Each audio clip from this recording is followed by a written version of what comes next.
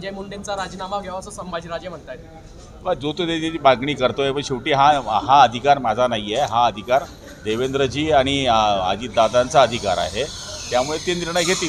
सुरज दासांनी गंभीर आरोप केले मुंडेंवरती 3 कोटीची डील झाल्याचं त्यांच्या सरकारी प्रकरणामध्ये। मला त्याच्यातलं काहीच माहीत नाही की शेवटी त्या घटना ज्या घडल्या त्या तिकडच्या भागात घडलेल्या आहे, पण त्या आपण तुमच्या आमच्यासारख्याकडनं आम्ही पण ऐकतोय, तपास चालू आहे। त्याच्यामध्ये देवेंद्रजींनी काल म्हटलं आहे की कोणीही असेल त्याला आम्ही पाठीशी घालणार नाही। गिरीश महाजनांना काल पागल म्हणून उल्लेख झालेला आहे।